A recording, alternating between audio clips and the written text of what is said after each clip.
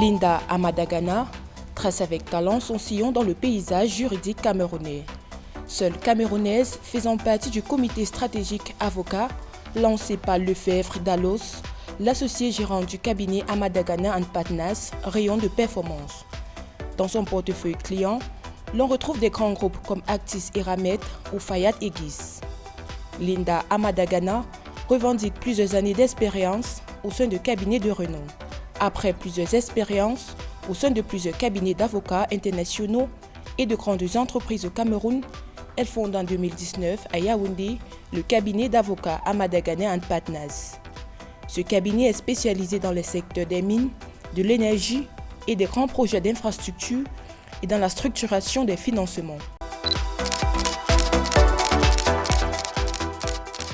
Je pense que les femmes regorgent de ressources, surtout les femmes africaines, et on bénéficierait à exploiter le potentiel dont regorgent les femmes. Les femmes ont beaucoup de casquettes, elles sont mères de famille, épouses, elles sont des professionnels accomplis. Donc la société tout entière, l'Afrique tout entière bénéficierait à mettre en avant cette capacité et ce potentiel des femmes. Alors, le levier pour booster le leadership féminin, c'est de donner la possibilité, comme je disais, aux femmes de pouvoir exploiter ces ressources qu'elles ont en elles, de pouvoir exploiter le potentiel qu'elles ont en elles. Il faut déjà au niveau de la culture, il y a une culture qu'il faut pouvoir changer, des mentalités qu'il faut faire évoluer sur le fait que les femmes ne sont pas simplement nos épouses qui s'occupent de la maison, mais elles peuvent aussi avoir des capacités pour, en société, briller, réaliser leur potentiel. Donc pour moi, les outils, c'est des outils d'abord culturels. Il faut pouvoir faire évoluer les mentalités.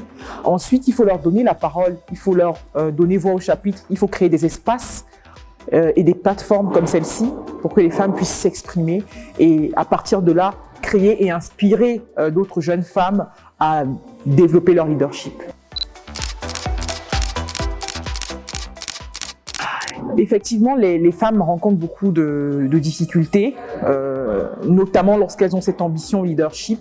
Comme je disais, il y a déjà les barrières culturelles et il y a aussi cette idée qui est que souvent les femmes qui aspirent à être leaders doivent choisir entre avoir une vie professionnelle accomplie, une carrière ou une vie de famille.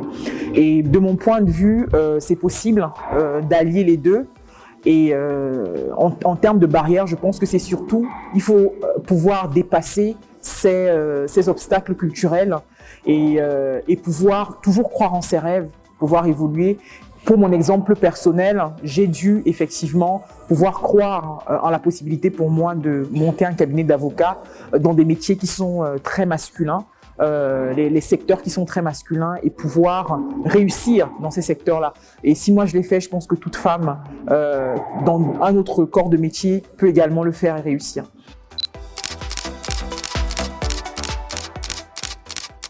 Alors c'est la grande question, c'est la grande question et c'est tout le challenge et je vais même dire le combat d'une vie.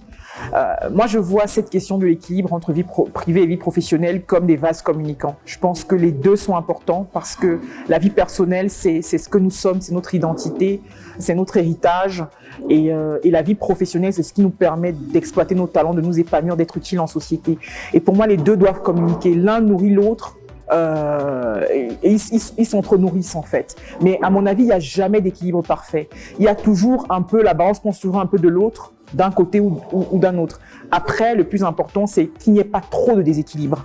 C'est vraiment, il faut aussi savoir que la vie n'est pas parfaite et on fait juste de notre mieux. Il ne faut juste pas que le déséquilibre soit trop grand, mais à un moment donné, de toute façon, il peut y avoir un déséquilibre dans un sens ou dans un autre. Il faut juste chercher permanemment, constamment, à maintenir un peu les deux côtés, je veux dire, qui cohabitent les uns avec les autres. Et puis, il faut surtout aussi être bienfaisant vis-à-vis de soi-même. Il ne faut pas trop s'imposer ou vouloir trop atteindre la perfection. Parce que personne n'atteint l'équilibre parfait entre vie privée et vie professionnelle. Ça n'existe pas. Mais c'est une recherche constante.